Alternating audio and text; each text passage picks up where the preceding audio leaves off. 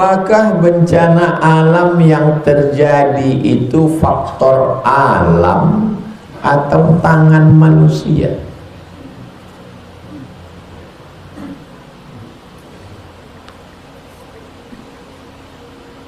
Buka surat Al-Hadid ayat 22.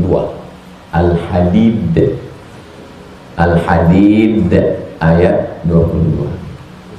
Ma asaba min musibatin fil ardi, segala musibah yang terjadi di bumi, wala fi anfusikum, musibah yang terjadi pada dirimu, illa fi kitab, semua sudah tertulis di lauhil. Inilah video yang akan dipotong sama pembalak hutan. Ini kita Ustaz Somad, bukan gara-gara kami gitu nih. Sudah tertulis nih dalam illegal logging yang memotong di dalam hutan sana. Lalu kemudian ketika gara-gara kalian lah banjir pandangan ini, tengok berturunan gelondongan. Bacakannya ayat, ma asaba min musibatin fil ardi, segala musibah yang terjadi, wala fi anfusikum, pada dirimu, illa fi kitab, ini sudah tertulis di lauhil mahfuz. Jangan didebat, kalau nanti ada orang begini jangan didebat. Ambil gelondongan kayu itu, pukulkan ke kepala dia, apa? Bilang, apa? Ini pun juga ada tertulis juga di lauhil mahfuz ini. Bilang. Ini juga sudah tertulis juga di lauhil mahfuz ini. Bilang. Terjadi tsunami di Aceh. Lempengan, jadi bumi ini ada kerak bumi ini, macam jahitan baju nih ya. Kan ada pertemuan jahitan, pertemuannya itu di tengah laut Aceh sana, bergeser dia di tengah sana, cek katanya sekali, berombak, itulah surut air itu, naik lagi. Masyarakat Aceh yang taat beragama, religius, bahwa ada berdosa, di Makkah, Madinah, ada Abu Jahal. Terjadi tsunami, memang sudah di luar kuasa manusia. Tapi hutan yang bagus-bagus dipotong tebang, pelajaran kita SD dulu itu, reboisasi, penghijauan, karena hujan turun ditahan akar-akar kayu menahan air hujan, jika ditebang akan terjadi longsor. Kan pelajaran SD dulu itu, CBSA, cara belajar siswa aktif. Kan ingat dulu pelajaran IPA itu, ilmu pengetahuan alam. Itu akibat ulah tangan manusia. Zaharal fasadu fil barri wal bahri, sudah terjadi kerusakan di bumi dan di lautan, bima kasabat aydin nas, akibat tangan perbuatan manusia. Ayat ini jangan dibolak-balik. Memang ada yang musibah yang di luar kuasa manusia, tapi ada yang disebabkan oleh tangan manusia. Kenapa terjadi banjir? Karena hujan. Kenapa dulu tidak? Karena air tertahan di gunung. Apa yang menahan? Akar-akar. Sekarang akar itu tak ada, turun. Allah hanya menurunkan hujan, bukan menurunkan gelondongan kayu. Kenapa bisa turun? Rupanya ditahan itu di atas. Siapa ngasih izin? Izin tambang, izin penggalakan hutan tidak lagi ada pada bupati, wali kota, dan gubernur. Semua izinnya ke pusat. Sentralisasi. Makanya bupati, gubernur tak ada kuasa. Saya kan keliling.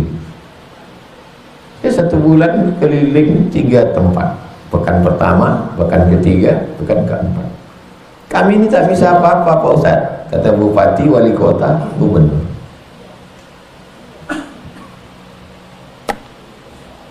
APBD potong.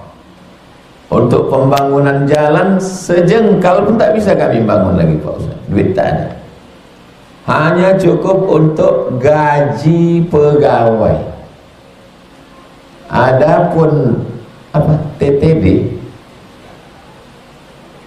potong, tunjangan potong, tak ada lagi uang tunjang, uang sifat, uang sikut, uang sundul, uang tanduk, tak ada lagi. Jadi kepala daerah itu, bupati, gubernur, wali kota itu hanya seperti teller bank saja. Jadi kalau di tanahnya itu ada batu bara, ada nikel, ada uranium, ada emas, itu langsung izinnya ke pusat. Termasuklah hutan-hutan itu dipotong, digasak sama pengusaha-pengusaha itu, langsung dia pergi. Langsung dia pergi ke Jakarta, tuh dapatnya izin, turun, aman. Tapi pas giliran banjir, siapa yang babak belur? Kepala daerah. Maka tertulislah di belakang truk, ketika bencana ingatlah 20.000 yang kau ambil waktu pilkada.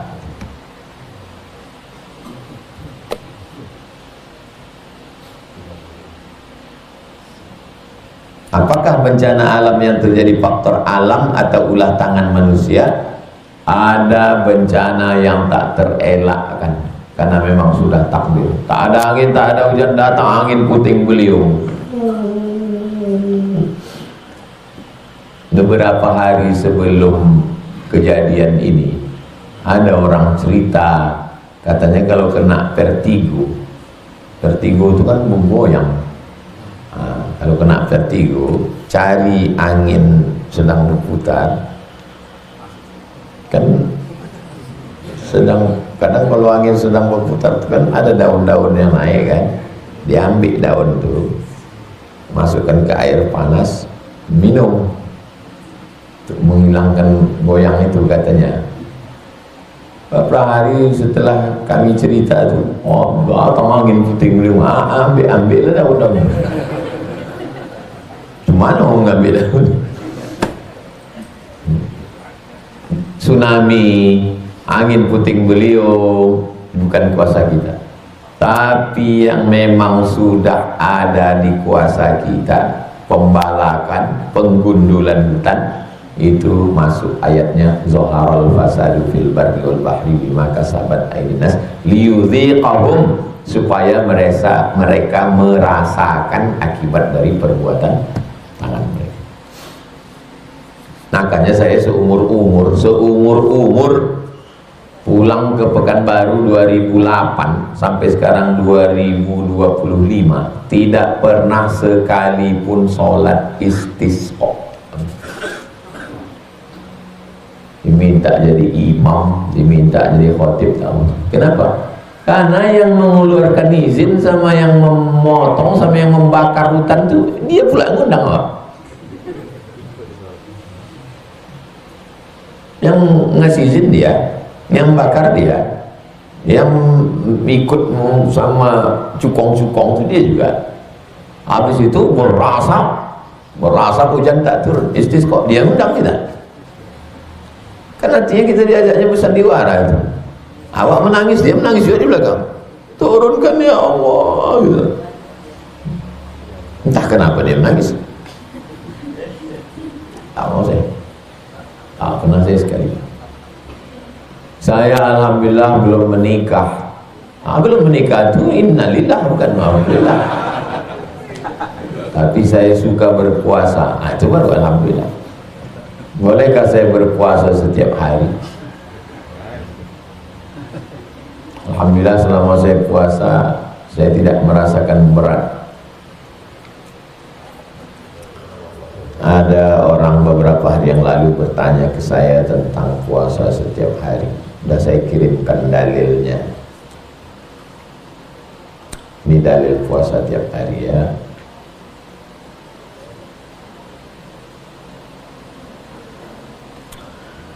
Kitabnya kitab Al-Majmu' Syarah Al-Muhadzab Imam Nawawi.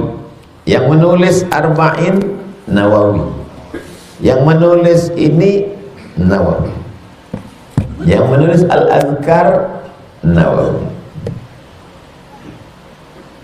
Ada orang bermimpi di Pekanbaru, mimpi dia jumpa sama Imam Nawawi. Lalu Imam Nawawi memberikan kitab Al-Azkar ke Ustadz Zul Ikrami, memberikan kitab Riyadhus Shalihin ke saya. Habis itu di WA ya saya, Imam Nawawi memberikan kitab Al-Azkar ke Ustaz. Rupanya yang mengajar Al-Azkar tuh Ustaz Zulikromi. Yang ngajar dia Solihin saya. Tapi yang mimpi tidak saya.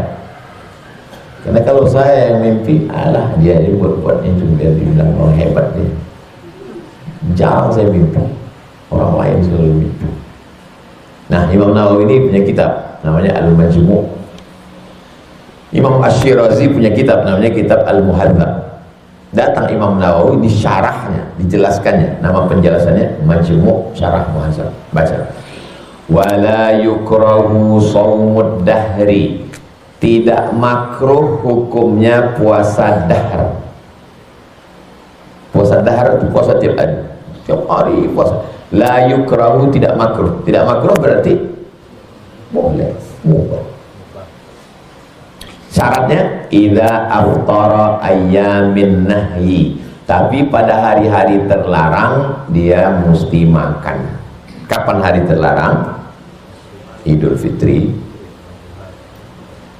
Idul Adha, 13, 11, 12, 13. Ini jangan puasa. Hari tasyrik.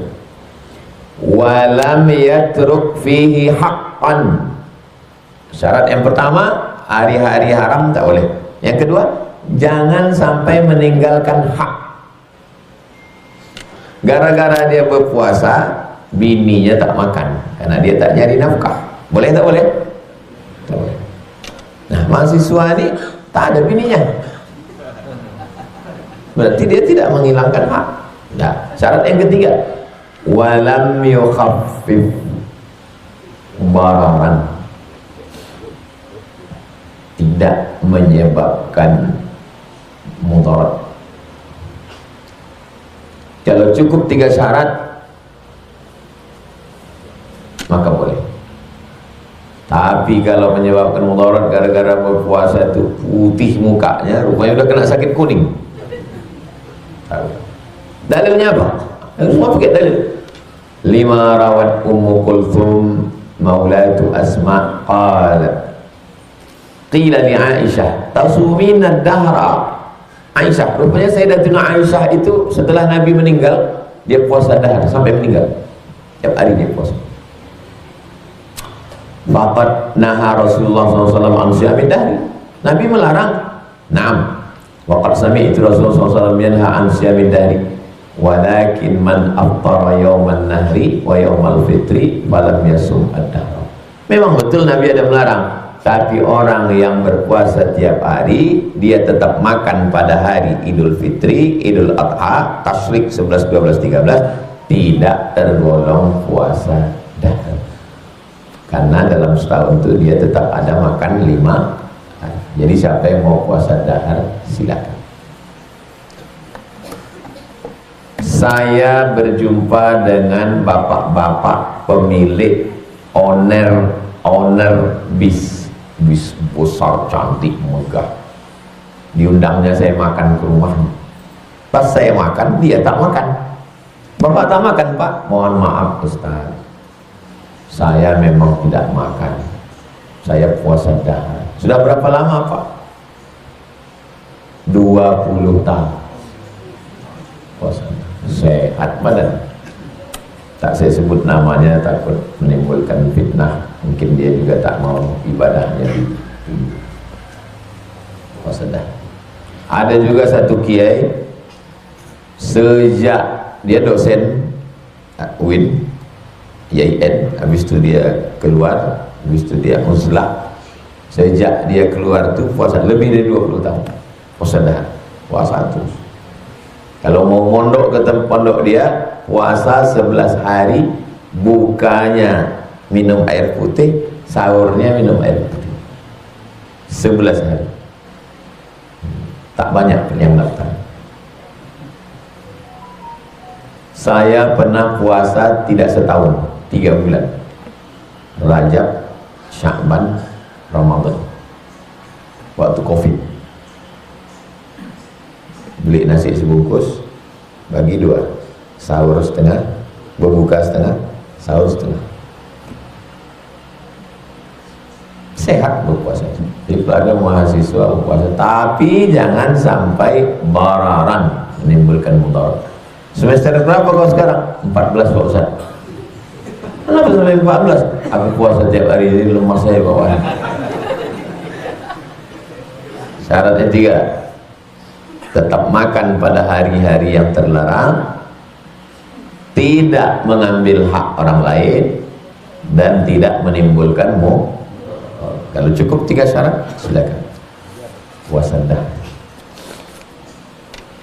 Apakah berdosa jika saya fokus pada ilmu sehingga tidak ingin menikah seperti Imam Nawawi? Nama kitabnya Al-Ulama Al-Uzzab Alladhina Asarul Ilma Ala Zawaj. Cari nanti di PDF. Al-Ulama Al-Uzzab. Uzzab artinya jamak dari azib. Azib lajang, tak menikah. Uzzab. Al-Ulama Al-Uzzab Alladhina Atharul Ilma Ala Zawaj. Ini dia kitabnya. Cari, titip ke ustaz yang mau pergi umrah. Al-Ulama Al-Uzzab Alladhina Atharul Ilma Ala Zawaj. Ulama-ulama yang lajang tak menikah karena lebih memilih ilmu daripada menikah. Imam Nawawi tak menikah, Ibnu Taimiyah tak menikah, Sayyid Qutb tak menikah. Kenapa? Sayyid Qutb meninggal di penjara. Ibnu Taimiyah yang menulis kitab ini namanya Syekh Abdul Fattah Abu Ghuddah, mazhabnya Hanafi, ulama Suriah, pernah ditugaskan di Maroko mengajar di Qarawiyah. Tak usahlah ke Imam Nawawi ya. Imam Nawawi itu kan 676. 676. Zaman saya di Mesir tahun 98. 98 internet tak ada. Sekarang 2025 untuk belajar aja orang udah tak fokus. Kenapa? Internet. Untuk belajar itu, saya tak bisa membayangkan andailah saya takdir hidup saya di 2025 ini belajar ke Mesir. Cuma beratnya ujian. Itu baru antara 98 dengan 2025. Jadi kalau ada orang sekarang membandingkan Imam Nawawi, itu belum sarapan. Zaman Imam Nawawi itu tak bisa dibandingkan zaman sekarang. Pokoknya zaman sekarang kalau mampu menikah, kalau bisa pagi bersunat, siang tuh menikah langsung. Kan begitu iklan sunatron. Sunatron, pagi sunat, siang nikah. Itu iklan sunatron. Jangan sampai kalian tak nikah. Kuliah, saya sampaikan ke adik-adik setiap melepas yang mau ke Mesir, belajar serius, pulang. Tapi kalau selama belajar itu kebetulan ada yang cocok, solihah, baik, bagus menikah. Ilmu dapat, ijazah dapat, istri dapat, anak dapat. Kita ada kiriman, dia ada juga kirimannya, gabung, subsidi silang.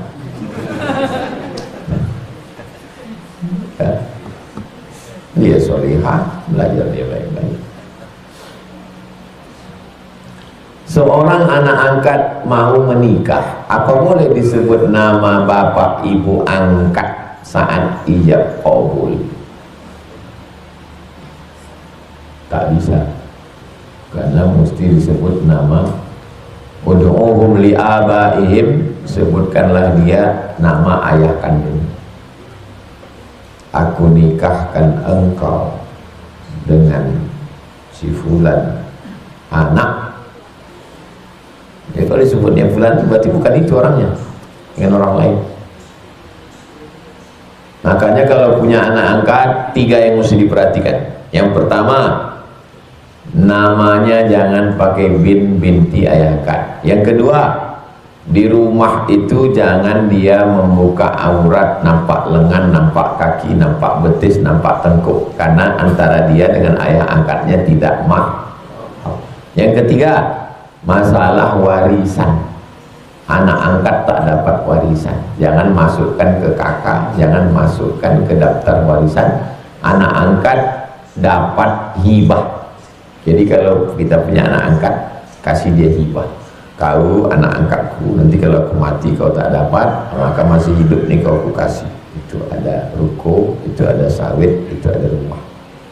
Punya siapa Pak? Aku pun tak tahu punya siapa. Yang punya anak angkat, jelaskan baik-baik sama dia. Kau bukan anakku.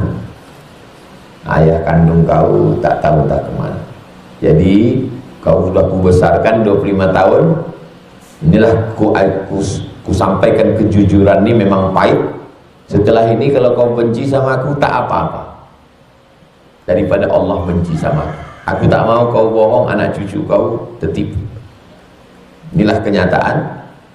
Kalau kau sayang sama aku, alhamdulillah. Kalau kau benci, sudah takdir. Jangan takut. Banyak orang-orang tua ini takut, akhirnya bohong, nasab bohong, bohong. Ingat, hidup tak lama. Jadi kita mati dituntut di hadapan Allah SWT. Bagaimana seharusnya menutup aurat yang benar untuk perempuan baik dalam sholat maupun di luar sholat? Apakah bagian dagunya ditutup atau inna hadha wa hadha ya Asma? Pesan Nabi kepada Asma.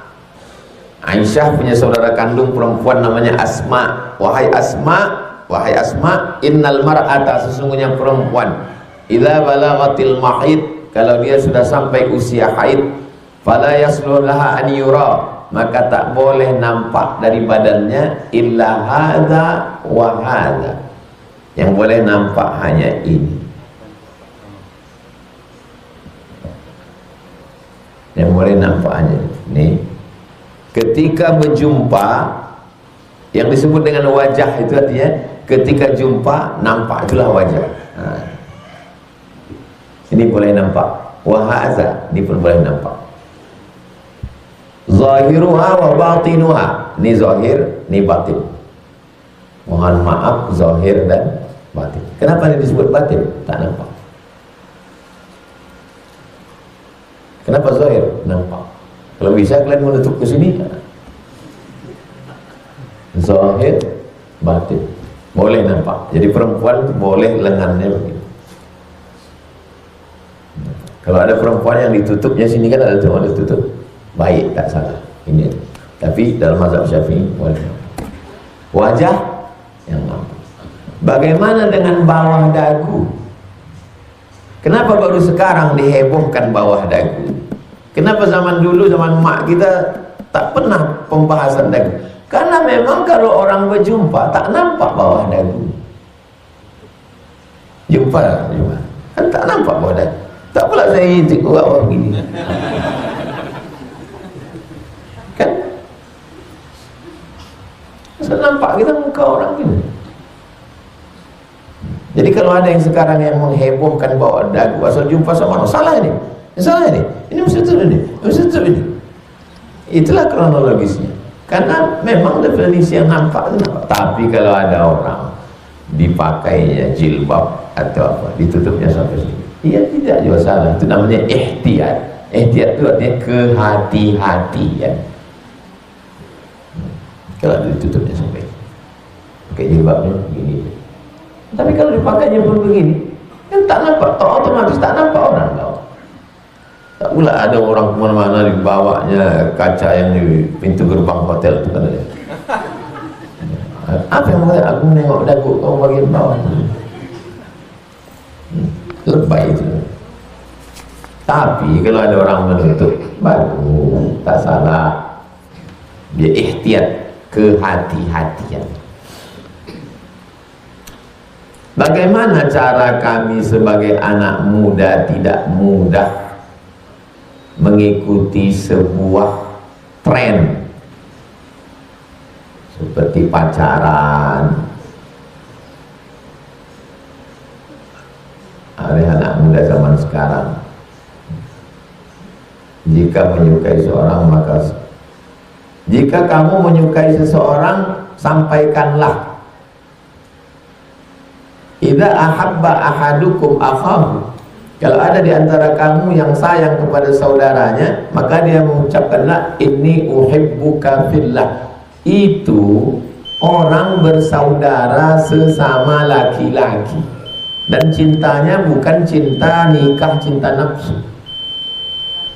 Saya sampaikan untuk antum semua, inni uhibbukum fillah, aku menyayangi kamu karena Allah. Jawabannya, ahabbakallahu fima ahbabtani, Allah menyayangi kamu sebagaimana kamu menyayangi aku. Itu konteksnya sesama laki-laki atau sesama perempuan, tapi kasih sayang karena Allah, bukan masalah nafsu, bukan masalah seks, bukan masalah biologis. Kasih sayang sesama hamba Allah. Itu ini yang di ujung ini. Jika menyukai seorang, maka sampaikanlah. Itu bukan antara laki-laki perempuan itu. Yang pula aku mencintaimu kenapa? Nabi menyuruh. Nabi mana yang menyuruh? Nabi Rom sama Nabi Ngal.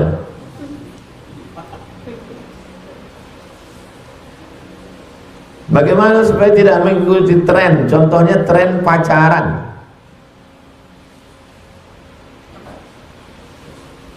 Perempuan itu mau sama antum karena antum berduit.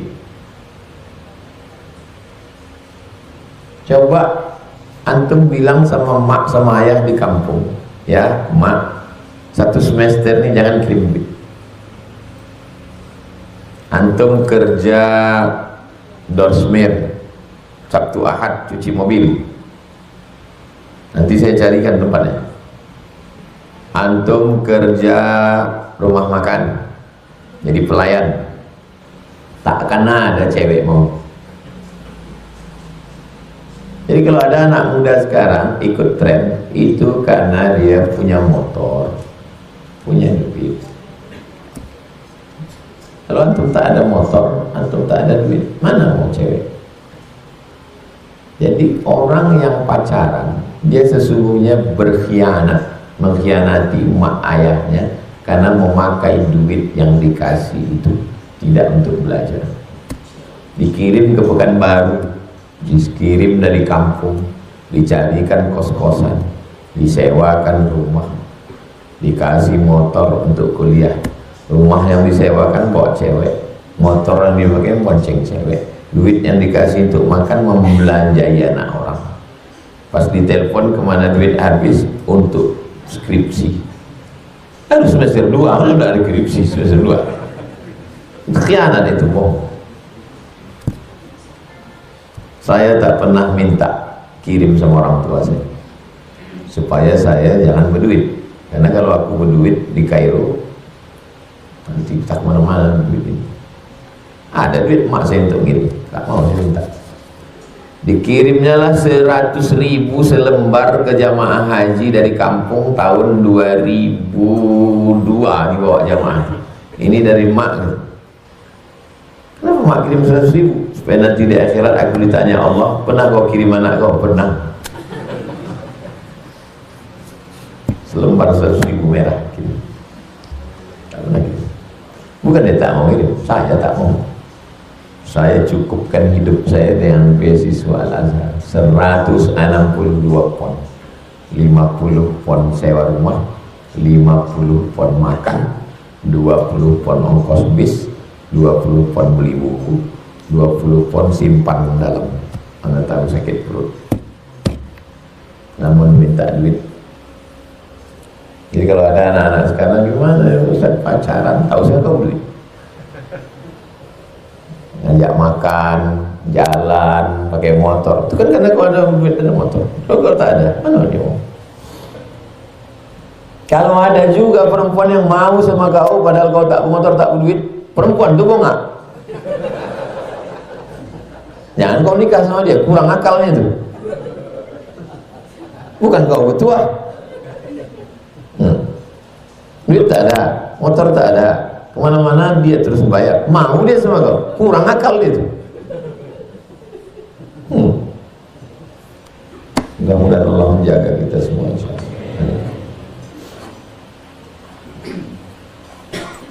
Saya kuliah di Malaysia, beli motor, yang tukang carikan motornya Ustadz Zaki di Lombok. Carikanlah aku Jack, namanya Zaki, panggilan Jack. Jack, carikan aku motor paling murah. Dicarikanlah motor paling murah, harganya 500 ringgit.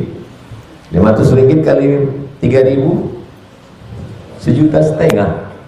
Motor itu 1,5 juta yang bisa dari rumah ke kampus. Kalau digas kuat, mati lampunya. Kalau pelan, mati mesinnya. Asal digas laju, mati lampu. Kalau mati lampu kan kena tilang, karena di Malaysia tak boleh mati lampu. Asal digas, mati lampu. Asal langsam slow, mati mesin. Itu maka saya pandai mengagak-agak perasaan. Saya tinggal di Sungai Jeluk dekat penjara Kajang, belajar di Bangi, sampai di UKM, belajar di UKM, Universiti Kebangsaan Malaysia. Memarkirkan motor ini dicari tempat jauh di bawah pokok kayu supaya jangan nampak cewek. Malu, tak ada orang mau. Jadi kalau ada kalian yang terlalu pede ngatakan, karena motor kalian bagus, karena duit kalian ada, karena kalian kos-kosan bagus. Kalau tidak ada mau. Cobalah jurus nih, bilang sama mak sama ayah, ya mak, setahun nih jangan kirim duit, motor nih ambil, angkat, rumah ini balikkan ke developer, aku mau mandiri, mau putra, insya Allah. Hidup aja kalian udah alhamdulillah. Jangan kan sama cewek, hidup aja udah jadi dah. Kan senang kita merantau tak berduit. Itulah kaji kita subuh ini. Mudah-mudahan Allah menolong saudara kita yang jauh di Palestina, di Sudan, yang dekat Sumatera Utara, Sumatera Barat, beberapa daerah di Jawa, Kalimantan. Al-Hazih Niyah Al-Fatihah. A'udzubillahi minasyaitonir rajim. Bismillahirrahmanirrahim. Alhamdulillahirabbil alamin. Arrahmanirrahim. Maliki yaumiddin. Iyyaka na'budu wa iyyaka nasta'in. Shiratal mustaqim. Shiratal ladzina an'amta 'alaihim ghairil maghdubi 'alaihim waladdallin. Amin. Allahumma shalli 'ala sayyidina Muhammad wa 'ala ali sayyidina Muhammad. Ya Dzal Jalali wal Ikram, Engkau pemilik kemuliaan, akrimna bil iman, muliakan kami dengan iman. Allahumma ansur ikhwanana al mustad'afin, tolong saudara kami yang sedang lemah, yang sedang Kau uji dengan ujian. Allahumma jazil zalimin, berikan balasan kepada orang-orang yang zalim itu dengan balasan yang terbaik menurut Engkau ya Allah. Allahumma hadi qaumana fa innahum la ya'lamun, saudara kami yang belum dapat hidayah, berikan hidayah ya Allah. Waj'alna minas sabirin, jadikan kami orang-orang yang sabar. Alladzina idza asabatuhum musibah qalu inna lillahi wa inna ilaihi raji'un. Ya muqallibal qulub, Engkau yang membolak-balikkan hati, sabit qulubana, kokohkan hati kami ala dinik, dalam agamamu, wa ala ta'atik, dalam ketaatan kepada. Rabbana atina fid dunya hasanah wa fil akhirati hasanah wa qina adzabannar. Sallallahu ala sayyidina Muhammad wa ala alihi wasallam. Alhamdulillah, taqabbalallahu minkum wa minkum taqabbalallahu. Usalli sunnatal isyraq raka'ataini ilaih. Warahmatullahi wabarakatuh. Waalaikumsalam warahmatullahi wabarakatuh.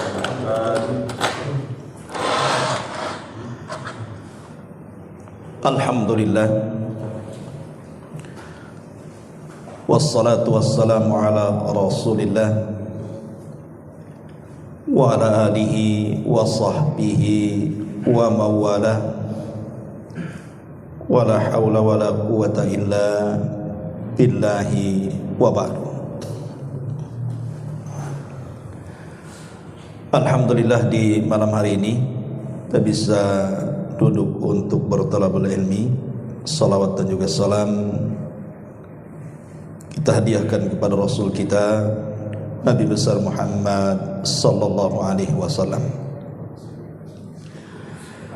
Tema yang kita akan bahas di malam hari ini, sebagaimana yang sudah diketahui bersama, mengambil kisah dari Laut Mati, atau dalam bahasa Arabnya disebut Al-Bahrul Mayyit, Laut Mati. Tentu kita semua sudah tahu kenapa disebut Laut Mati, karena di tempat itu tidak ada kehidupan. Mati lawan daripada hidup. Berbeda dengan laut-laut yang lainnya, karena Laut Mati ini memang memiliki kadar garam yang sangat tinggi, sehingga tidak ada satu hewan laut pun yang bisa bertahan lebih dari 10 hari.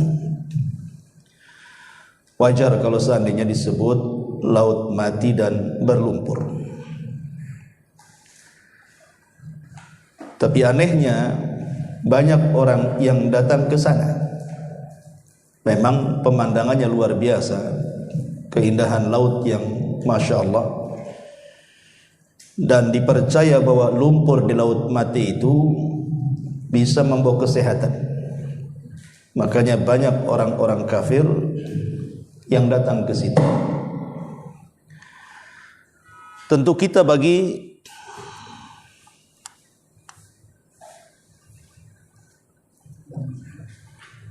baterainya.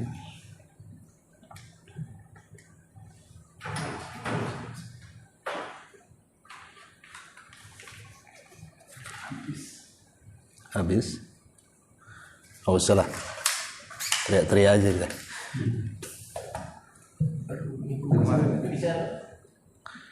Tinggal ini 1 darjah.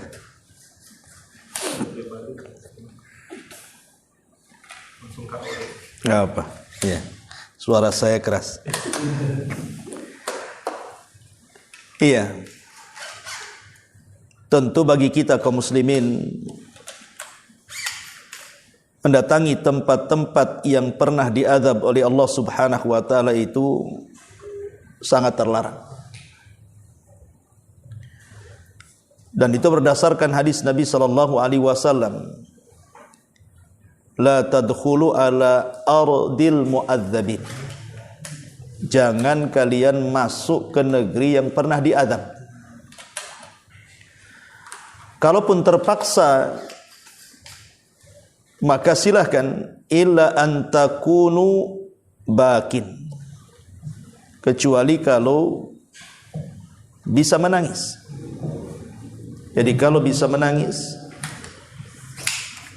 dan memikirkan bagaimana orang-orang itu diazab dan diambil ibrah dan pelajaran, maka tidak mengapa.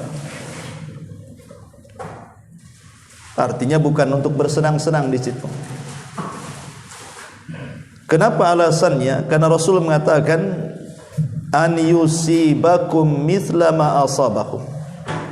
Takut kalau Allah menimpakan musibah kepada kalian seperti musibah yang Allah timpakan kepada mereka.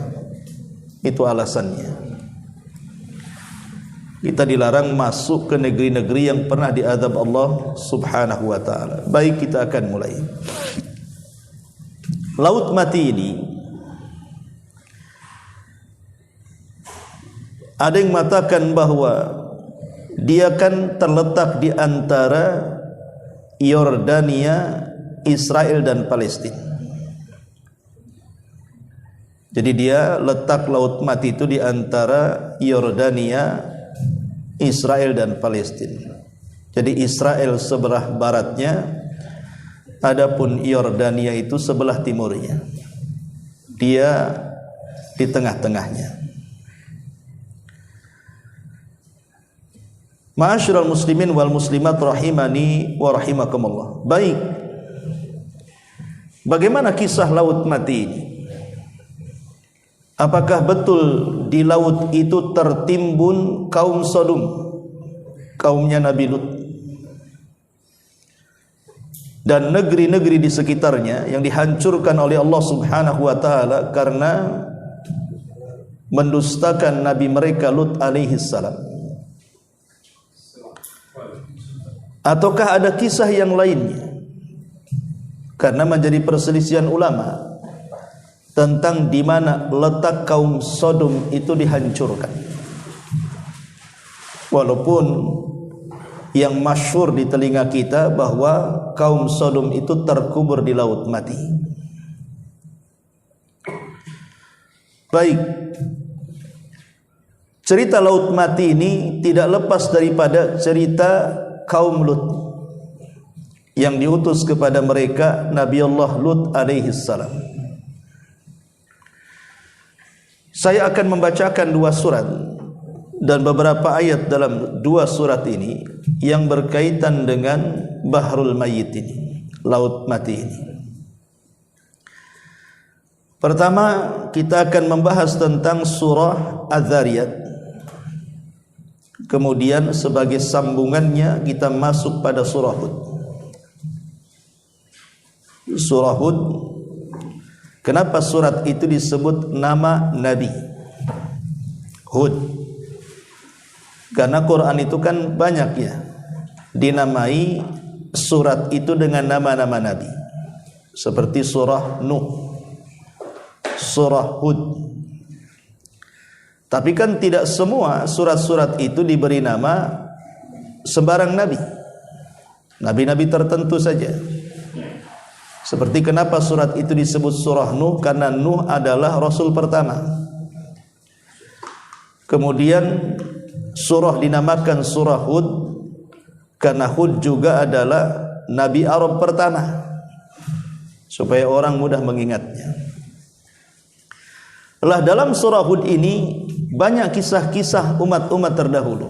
Salah satunya adalah kisah Nabi Allah Lut alaihi salam.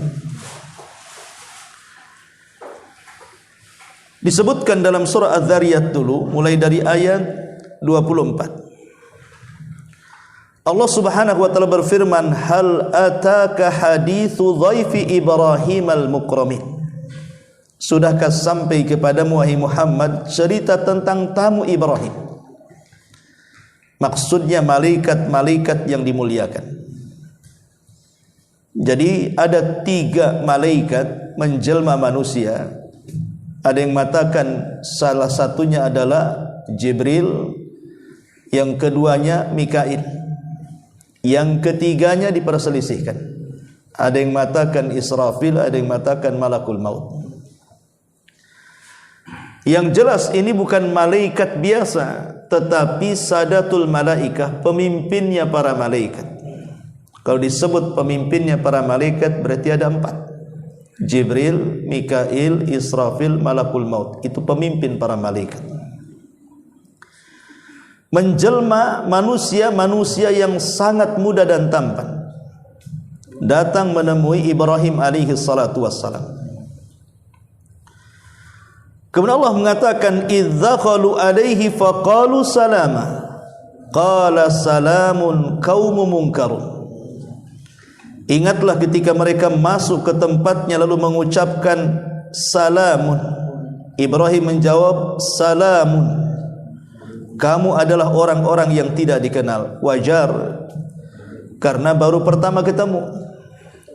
Tapi Ibrahim itu kan orangnya suka menerima tamu, terutama tamu-tamu yang jauh. Makanya ada yang mengatakan Ibrahim itu dari bahasa Ibrani, dari 2 kalimat Abu dan Rahim. Kalau disatukan jadi Ibrahim. Maksudnya secara bahasa Ibrani, Ibrahim itu adalah bapak yang memuliakan tamu. Dan dia pertama kali Nabi yang memuliakan tamu dan diikuti orang-orang setelahnya sampai kepada ajaran Islam. Memuliakan tamu itu sebuah kehormatan. Tapi yang dimaksud tamu di sini kalau dalam Islam maksudnya tamu yang datang dari jauh, masafah safar, yang jaraknya jarak safar.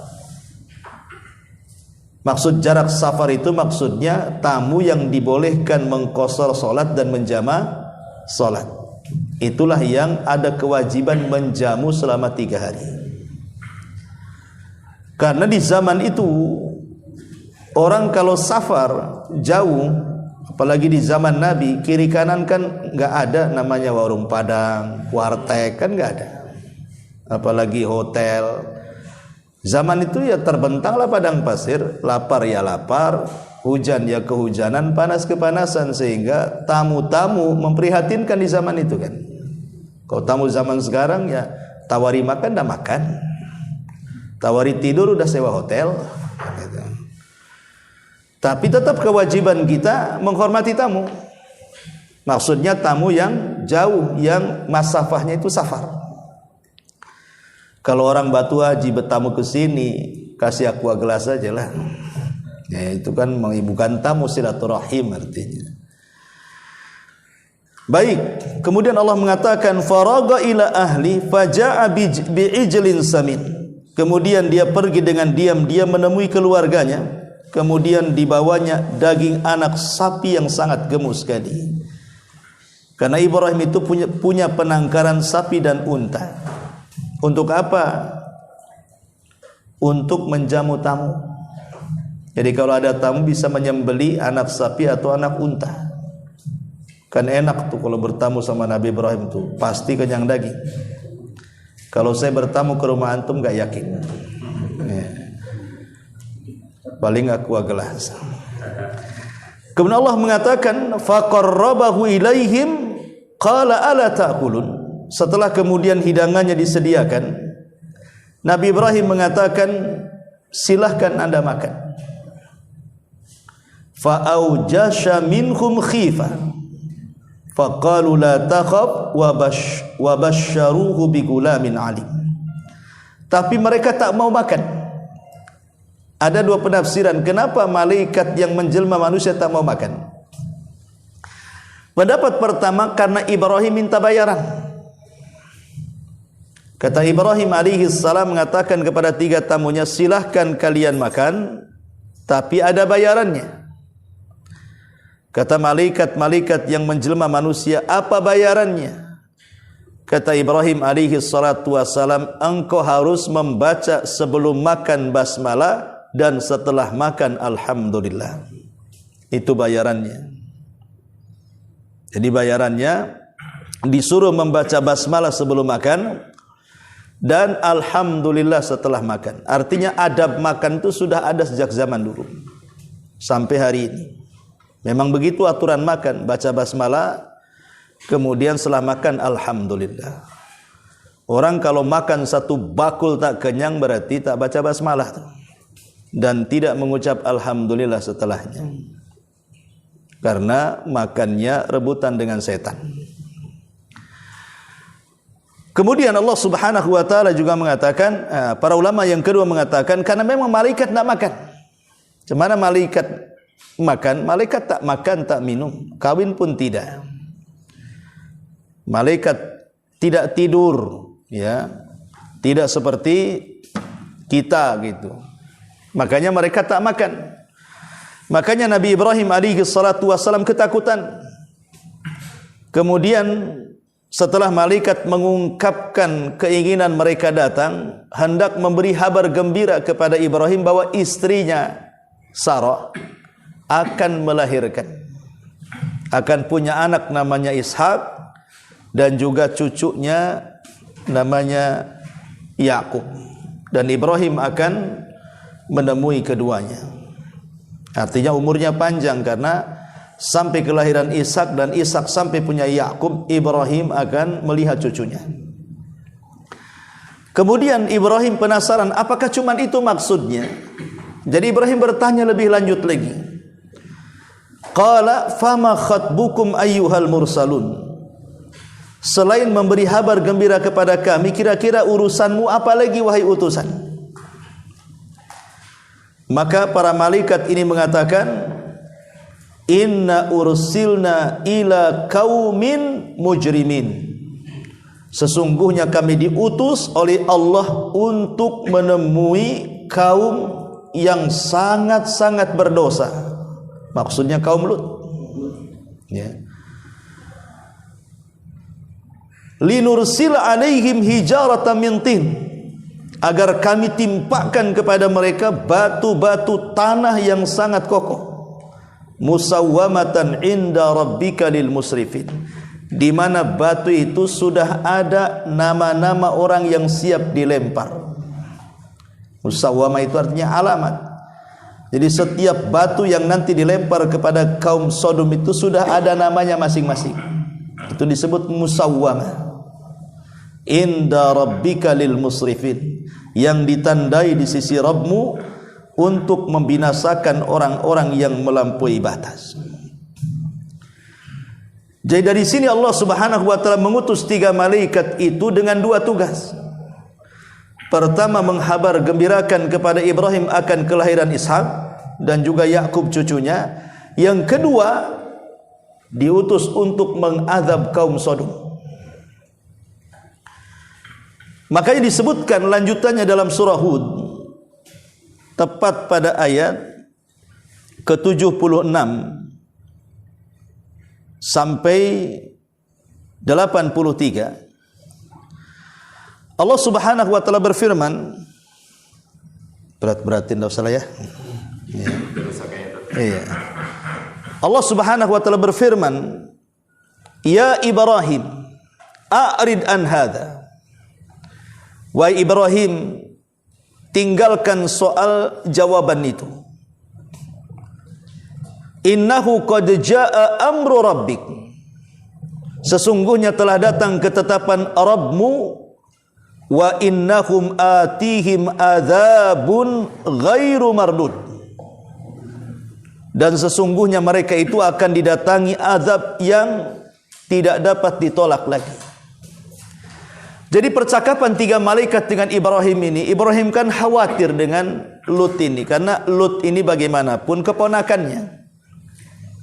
Jadi Lut itu putra daripada Harun. Sementara Harun ini adalah saudara daripada Ibrahim, sama-sama putra Azar. Jadi Azar itu punya putra, satu Ibrahim, satu Harun. Harun ini punya putra namanya Lut. Berarti Ibrahim dengan Lut itu keponakan. Ya. Lah ketika Nabi Ibrahim alaihi salatu wassalam berdakwah di Babylon, letaknya di Irak, di kerajaan Namrud, tidak ada yang beriman kecuali Lut, ponakannya. Itulah yang kemudian dirawat oleh Ibrahim dan diajarkan oleh Ibrahim. Diajak hijrah dari Babil ini menuju Haran, dari Haran menuju Palestina, dari Palestina menuju Mesir, kemudian balik lagi ke Palestina dan menetap di Palestina. Setelah kemudian Lut ini belajar kepada Ibrahim dengan macam-macam ilmu pengetahuan, makanya Allah kemudian angkat Lut menjadi nabi. Dan setiap nabi itu harus punya areal sendiri dalam berdakwah. Tidak mungkin sama-sama dengan Ibrahim. Makanya kemudian Lut diutus untuk berdakwah kepada 5 negeri yang berdekatan. Lah dari 5 negeri ini, salah satu namanya adalah Sodom. Jadi Sodom itu salah satu negeri dari 5 negeri. Disitulah Lut berdakwah ke 5 negeri ini. Tetapi kenapa kemudian yang dikenal namanya Sodom? Karena dari 5 negeri ini yang paling parah kerusakannya adalah Sodom. Makanya yang 4-nya tidak dikenal, yang Sodomnya dikenal. Itulah kenapa kemudian Sodom ini sangat dikenal sekali. Karena kerusakannya dikenalnya itu. Negeri yang paling rusak, ya itulah Sodom. Ya. Kayak kalau di Kepri dulu ya Batam kan itu ya. Padahal banyak Tanjung Umah, Tanjung Pinang, Tanjung Uban kan itu ya. Tapi yang paling rusak Batam dulu. Nah, sekarang ya sudah lumayan. Lumayan rusaknya. Ya. Jadi Nabi Ibrahim alaihi salatu wasallam ini khawatir nih kalau 3 malaikat datang mau menghancurkan Sodom, macam mana keponakan saya di sana?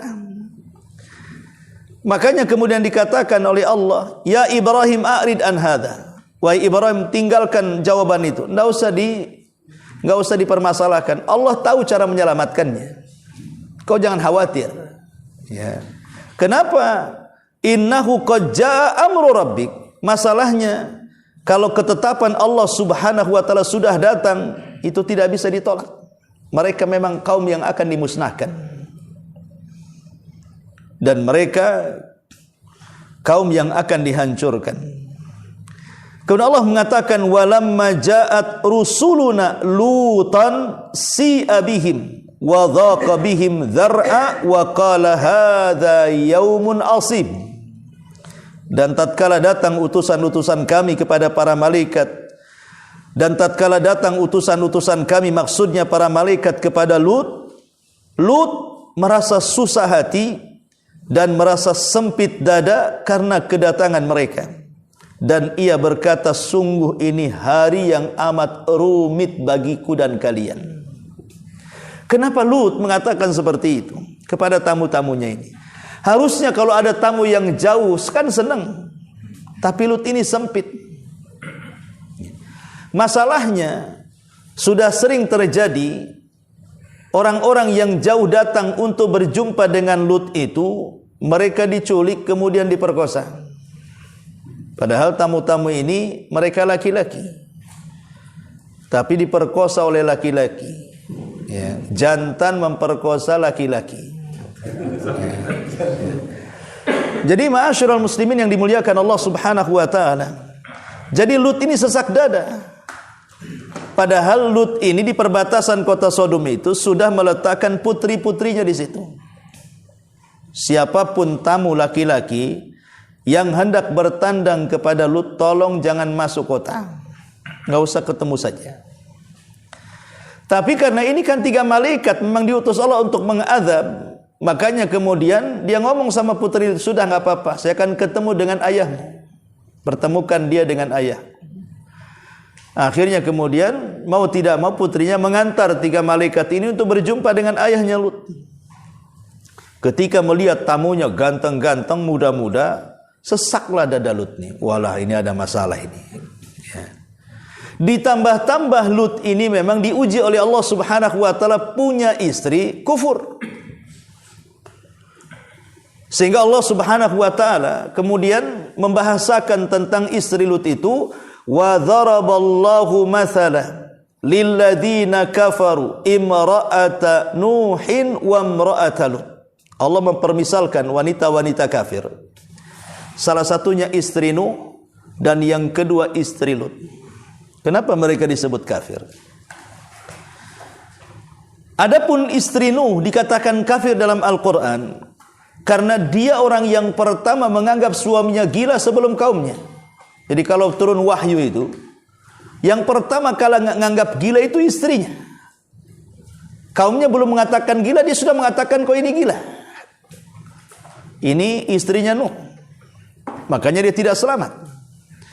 Adapun istrinya Lut, dia cemburuan dengan suaminya kalau ada tamu laki-laki, sehingga dia membakar kayu bakar di belakang rumah sehingga asapnya mengepul. Asap itulah yang memberi tanda kepada penjahat-penjahat Sodom bahwa di rumahnya ada tamu. Ada tamu laki-laki yang ganteng. Disitulah caranya. Oh, kalau di rumah Lut ada asap berarti ada tamu. Dan istrinya Lut bersekongkol dengan orang-orang jahat Sodom itu. Makanya ketika kemudian Lut melihat tamu-tamunya ganteng-ganteng, ingat malaikat kalau menemui nabinya, menemui Rasulullah Subhanahu wa taala, tidak berpenampilan dengan penampilan sembarang, tidak. Contoh Jibril saat berjumpa dengan Rasul, tidak sembarang mengambil penampilan-penampilan itu. Pasti akan diambil dari bentuk sahabat yang paling ganteng, yang paling maco bahasa kitanya. Biasanya yang diambil bentuknya oleh Jibril itu seorang sahabat namanya Dihyatul Kalbi. Dihyah ini sahabat yang paling tampan dari kalangan muhajirin. Kalau dia datang ke Syam berjualan itu, wanita-wanita Syam itu memandang gak berkedip tuh saking gantengnya. Sehingga kalau turun tidak mungkin menyerupai antum itu. Ya, pasti menyerupai yang paling ganteng, Dihyatul Kalbi. Lah begitu juga malaikat-malaikat ini menjumpai Lut tentu dalam sosok yang paling tampan kan itu. Makanya Lut ini kok bukannya senang malah sesak dadanya, aduh ada masalah ini. Ya, makanya Allah membahasakan perkataan Lut itu hadza yaumun asib. Ini hari yang sangat sulit bagi saya. Macam mana saya akan melindungi tamu-tamu saya ini? Udah mulai khawatir itu Lut. Ya. Lah ketika kemudian istrinya sudah mulai membakar kayu bakar, asap pun mengepul, berarti sudah ada tanda tamu. Memang bersekongkol tuh istrinya dengan penjahat-penjahat Sodom itu. Apa yang terjadi? Waja'a qaumuhu yuhra'una ilaihi wa min qablu kanu ya'maluna sayyi'at, dan datanglah kepadanya kaumnya dengan bergegas-gegas, dan sejak dulu mereka selalu melakukan perbuatan-perbuatan keji. Ulama mengatakan bahwa kerusakan kaum Sodom ini bukan hanya di homoseksual saja, tetapi yang paling parah pertama tentu kesyirikan. Jadi kaum Sodom itu pertama kali mereka melakukan kesyirikan kepada Allah Subhanahu wa taala, dan itu dosa yang tidak akan terampuni. Kemudian yang kedua, mereka juga para perampok, suka merampok orang, dan perompak padang pasir sadis, bukan hanya mengambil barang, bisa membunuh nyawa. Kemudian yang ketiga, mereka para pemabok dan pezina, dan mereka akhlaknya pun tidak baik. Makanya Al-Quran sampai membahasakan dalam Al-Quran itu fi nadikumul mungkar, kalau melakukan kemungkaran itu terang-terangan. Jadi kalau di zaman sekarang orang pamannya sewa PSK, naudzubillah, ya paling kan ke hotel, masihlah ketutup, ya. Tapi di zaman kaum Lut itu tidak ada hotel-hotelan. Ya kalau homoseksual depan orang dilakukan, gitu maksudnya. Mereka sudah nggak punya urat malu lagi. Bahkan ada yang mentafsirkan fi nadikumul munkar yang disebutkan dalam Quran itu, bahkan sampai akhlaknya sudah nggak ada. Jadi kalau seandainya lagi bermajelis seperti ini, kalau ada orang kentut itu betul-betul diledakkan di situ. Jadi kalau kentut tuh tidak ditahan, diledakkan di situ sengaja. Nanti ketawa semuanya. Jadi antum yang suka ledak-ledakan kentut itu hati-hati. Ya, niru kaum Sodom pula. Jadi sudah akhlaknya rusak gitu ya, ahli maksiat. Kemudian mereka juga LGBT, dosa yang belum pernah dilakukan oleh umat sebelumnya. Baik, kemudian Allah Subhanahu wa taala melanjutkan, qala ya qaumi haula'i banati hunna atharu lakum. Lut ketika itu menahan orang-orang jahat yang hendak menculik tamu-tamunya dan mengatakan, wahai kaum Sodom, ngapain kalian mengejar tamuku laki-laki? Bukankah putri-putriku mereka lebih suci dan lebih layak kalian nikahi? Tentu yang dimaksud putri-putri di sini bukan hanya anak-anak Lut saja, tapi seluruh wanita dari 5 kabilah itu. Bukankah itu lebih suci untuk kalian nikahi? Kenapa kalian suka laki-laki? Karena bagaimanapun seorang nabi adalah bapak bagi kaumnya, sebagaimana istrinya ibu bagi umatnya. Makanya kenapa istri-istri Nabi disebut ummahatul mu'minin, ibunya orang-orang yang beriman. Maka sebagaimana istri-istri Rasul adalah ibu bagi orang yang beriman, berarti Rasul sendiri adalah abul mu'minin, bapaknya orang-orang yang beriman. Makanya Lut mengatakan, ya qaumi haula'i banati, wahai kaumku, mereka banyak anak-anak putriku, kalian tinggal milih saja. Hunna atharu lakum, mereka lebih suci bagi kalian untuk dinikahi. Fattaqullah, tolong bertakwalah kepada Allah. Wala tuhzuni fi dhaifi, tolong jangan cemarkan nama baikku terhadap tamu-tamuku. Jaga tamu-tamuku, jangan berbuat macam-macam. Alaysa minkum rajulun rasyid, tidakkah anda di antara orang-orang yang hadir di sini orang-orang yang berakal? Jangan ganggu tamuku.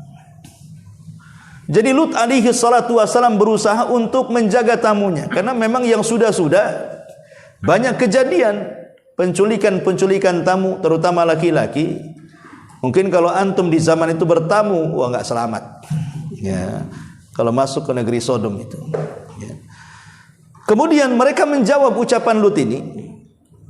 Qalu laqad alimta ma lana fi banatika min haqq innaka la ta'lamu ma nurid. Sesungguhnya kamu telah tahu bahwa kami tidak mempunyai keinginan terhadap putri-putri engkau wahai Lut. Dan sesungguhnya kamu tentu mengetahui apa yang kami mau. Kau sudah tahu, jangan pura-pura gitu. Kami ini suka laki-laki. Kenapa kau tawar-tawarkan perempuan? Ada yang mengatakan laki-laki negeri Sodom itu mereka suka perempuan juga, tetapi kepada laki-laki lebih suka. Itulah apa bedanya?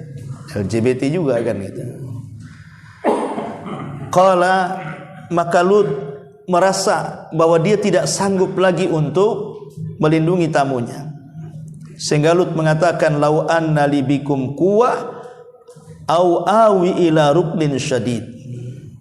Seandainya aku, kata Lut, ada mempunyai kekuatan untuk menolak kalian, atau kalau aku dapat berlindung kepada keluarga yang kuat, tentu kulakukan. Jadi dia minta kepada 3 tamunya, gimana ini? Aku tidak punya kabilah yang akan membela kalian. Aku juga tidak punya sandaran yang kuat yang bisa mencegah mereka untuk menggoda kalian. Kemudian qalu, para malaikat ini mengatakan, ya Lut, inna rusulu rabbika. Lut, jangan khawatir. Kami ini, kata tamu, adalah utusan Rabbmu. Kami ini malaikat. Nah, setelah mendengar kami ini malaikat, baru Lut pun kemudian agak tenang. Makanya mereka mengatakan, inna rusulu rabbika lan yasilu ilaika. Sesungguhnya kami adalah utusan-utusan Rabbmu, sekali-kali mereka tidak akan dapat mengganggu kamu dan kami di sini. Tenang saja. Setelah Lut kemudian tahu bahwa 3 manusia itu jelmaan malaikat, maka Lut kemudian meminta solusi kepada mereka. Lalu apa tujuan kalian datang kemari? Maka mereka mengatakan, kami diutus Allah untuk mengadab mereka. Fa asri bi ahlika biqit'in minal laili wa la yaltafit minkum ahadun illa imra'atak. Maka malaikat ini mengatakan, karena azab sudah mulai dekat, maka pergilah dengan membawa keluargamu dan pengikut-pengikutmu yang beriman. Pergi sana. Di akhir malam jangan ada seorang pun yang beriman yang tertinggal kecuali istrimu. Gak apa-apa, tinggalkan saja. Ya. Kemudian Allah mengatakan, innahu musibuha ma asabahum. Sesungguhnya istrimu akan mendapatkan azab seperti yang Allah akan berikan azab kepada mereka. Inna mau'idahumus sub alaysa subhu biqarib. Sesungguhnya azab Allah telah dekat dan tepat di waktu subuh. Bukankah subuh sudah dekat? Sebaiknya kalian cepat pergi. Lut alaihi salatu wasalam akhirnya mengumpulkan orang-orang yang beriman. Tapi siapa yang beriman kepada Lut? Hanya 2 putrinya itu saja yang beriman. Makanya Lut itu nabi yang tangguh luar biasa. Karena dia tidak punya sandaran masalahnya. Umatnya tidak banyak, hanya 2 putrinya saja itu yang beriman. Semua kaumnya tidak ada yang beriman. Makanya Lut kemudian memanggil 2 putrinya, ayo kita pergi. Bagaimana dengan ibu? Tinggalkan saja. Allah subhanahu wa ta'ala berpesan kepada Lut lewat malaikat ini, sewaktu engkau keluar dari Sodom dan 4 negeri yang lainnya, jangan pernah menoleh ke belakang. Hanya minta jangan pernah menoleh. Suara apapun jangan pernah menoleh. Maka berangkatlah kemudian Lut dan anak putrinya selamat dari azab Allah subhanahu wa ta'ala. Setelah Lut dan anak putrinya pergi, barulah kemudian ketika mereka memaksa mendobrak pintu Lut, rumah Lut itu, Maka yang pertama keluar adalah malaikat Jibril. Ketika keluar, maka Jibril pun merubah bentuk menjadi bentuk aslinya. Ingat, bentuk asli Jibril itu besar, memiliki 600 sayap, yang satu sayap terbentang antara timur dan barat. Kemudian dihempaskanlah satu sayap Jibril itu, rupanya yang terhempas angin daripada sayap Jibril itu membuat kelopak mata seluruh preman-preman Sodom yang mengepung rumah Lut itu, semua biji matanya keluar. Dan ini azab yang pertama. Ini baru mukadimah. Mukadimahnya kayak gitu tuh azab. Ya. Mukadimah azab namanya. Lah termasuk ketika mereka menjerit karena matanya keluar semua dari tempatnya, istrinya Lut ini sebenarnya sedang mengikuti suaminya dari belakang. Dia tidak tahu aturannya, jangan menengok ke belakang. Rupanya dia malah ketika mendengar jeritan-jeritan menengok ke belakang, terhempas sayap Jibril juga, keluar juga tuh bola matanya. Ya. Akhirnya kemudian orang-orang tidak bisa melihat. Kemudian setelah betul-betul Lut dan anaknya keluar dari 5 negeri itu, barulah Jibril terbang ke langit. Kemudian apa yang terjadi? Falamma jaa amruna ja'alna 'aliyaha safilaha wa amtarna 'alaiha hijaratan min sijilin mamdud, kata Allah. Maka tatkala azab kami turun, kami jadikan negeri Lut itu yang di atas menjadi ke bawah, maksudnya dibalik, dan kami hujani mereka dengan batu dari tanah yang terbakar dengan bertubi-tubi. Jadi sayap Jibril itu ditancapkan ke 5 negeri itu, kemudian diangkat ke langit. Setelah diangkat ke langit, kemudian mereka dilempar dengan batu-batu yang Allah Subhanahu wa taala katakan musawwamatan inda rabbik. Yang batu itu sudah ada namanya. Siapa yang akan dilempar batu itu sesuai dengan namanya. Wa ma hiya minadh dhalimin bibaid, dan siksa itu tidak jauh dari orang-orang zalim. Jadi setelah diangkat, dilempari batu, mati semua, baru dibalik, kemudian dihempaskan lagi ke bumi. Maka negeri itu ketika dihempas ke bumi menjadi cekung. Akhirnya kemudian tempat itu sampai hari ini orang menyebutnya sebagai Laut Mati. Terkubur negeri Sodom dan 4 negeri yang lainnya di bawahnya. Ini menurut cerita yang masyhur, bahwa Bahrul Mayyit artinya Laut Mati itu di bawahnya adalah jasad-jasad negeri Sodom dan 4 negeri yang lainnya. Tapi ada juga yang berpendapat tidak. Allah Subhanahu wa taala tidak menyebutkan di mana negerinya. Allah hanya menyebutkan jenis azabnya saja. Tapi negerinya tidak disebutkan. Karena Allah tidak menyebutkan negeri yang mana, tidak ada kalimat Sodom dalam Quran. Allah hanya menyebutkan jenis azabnya seperti apa, itu saja yang disebutkan. Sehingga para ulama ada yang mengatakan bertawakuf, artinya tidak mau komentar di negeri mana.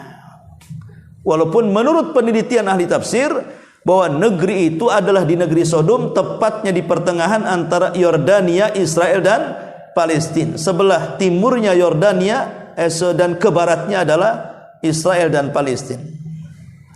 Dan kita bisa lihat di peta gitu ya, bahwa itulah Laut Mati karena memiliki mineral yang tinggi dengan keasinan yang luar biasa, sehingga tidak ada hewan laut yang sanggup bertahan di laut itu. Ma'asyiral muslimin yang dimuliakan Allah Azza wa Jalla, baik, pertanyaan pun muncul. Begitu dahsyatnya azab Allah Subhanahu wa taala kepada kaum Lut. Bahkan dalam Al-Qur'an Allah Subhanahu wa taala tidak pernah menyebutkan azab sedahsyat azabnya kaum Lut. Lebih dahsyat dibandingkan kaum Ad yang diputar-putar di langit selama 7 malam 8 hari. Dan lebih dahsyat dibandingkan azabnya kaum Samud yang diteriaki Jibril sehingga tidak ada yang hidup kecuali bergelimpangan di rumah mereka. Jadi azabnya kaum Lut ini diulang-ulang di beberapa ayat dalam Quran.